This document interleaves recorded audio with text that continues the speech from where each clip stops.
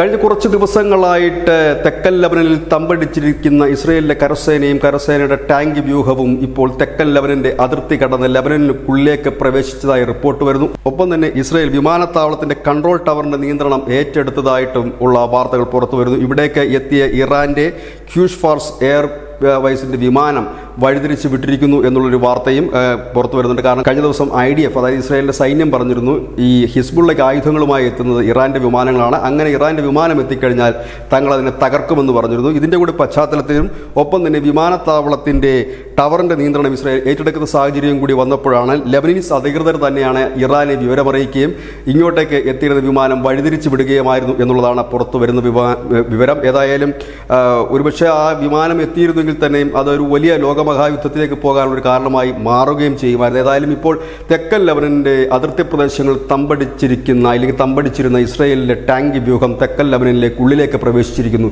എന്നുള്ളത് തന്നെയാണ് ഏറ്റവും വലിയ വാർത്ത. അതായത് ഒരു സമ്പൂർണ്ണ യുദ്ധത്തിലേക്ക് പശ്ചിമേഷ്യ പോകുന്നു. News desk, news India Malayalam.